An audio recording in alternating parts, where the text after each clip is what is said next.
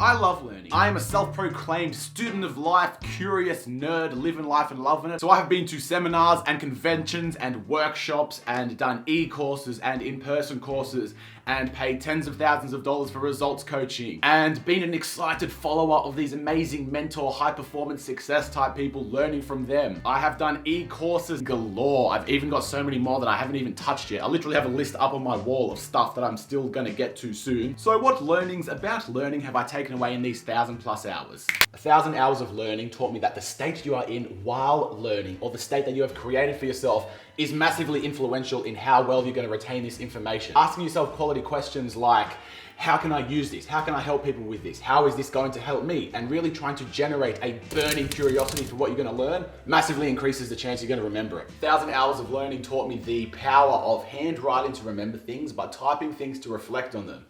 1,000 hours of learning taught me that creativity and memory are a skill that we can train and improve at right up until our last breath. Brains are plastic, neuroplasticity, meaning we can prune away old synaptic connections and form new ones. We can literally get smarter with our minds until we die. Learning is cool. It taught me that no matter how incredible of a learner you are, if you aren't sleeping, you aren't giving the memories a chance to settle in your brain. Sleep is where the mind reconciliates thoughts and stores them for later use. So learning is like the typing, and then sleeping is like hitting the save button. Button, button, button, button. Butter's button. Understand that tired brains aren't forming memories. And with that, neither are high brains. I used to smoke a lot of weed, so I was worried, man, have I fucked my brain up? Not so much, really. It's more that when you're high, it's harder to create long-term memories in that moment. All right, what am I talking about next? It taught me that attaching your learnings to prior knowledge is one of the secrets to making it be understood deeper and memorize it for longer.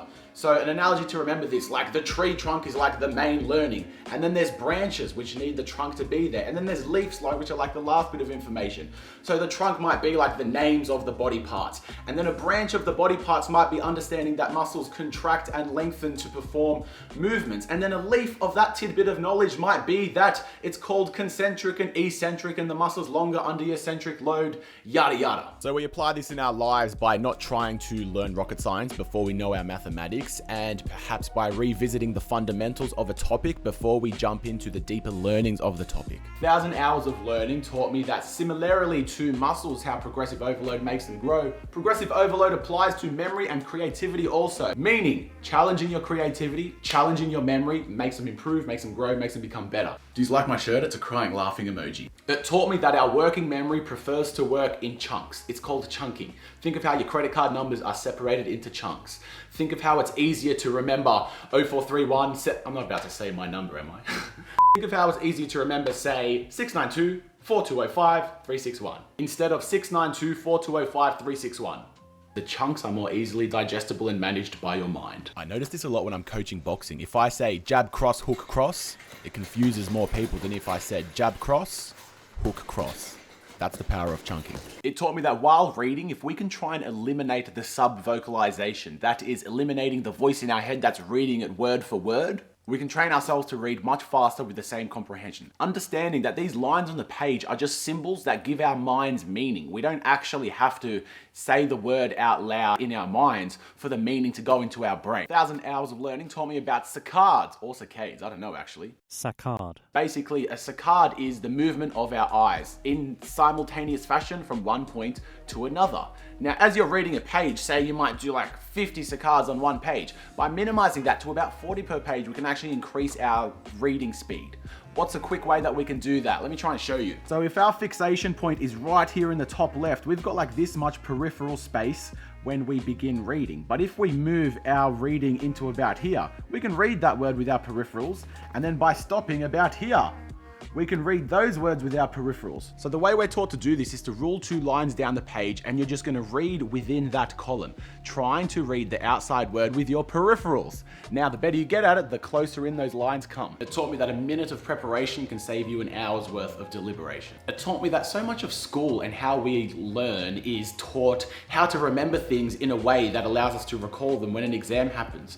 We're not taught how to learn. We're not taught how to think. We're not taught how to memorize things or get more creative. Yes, in ways you could argue we are those things, but meta-learning. Meta-learning is learning how to learn.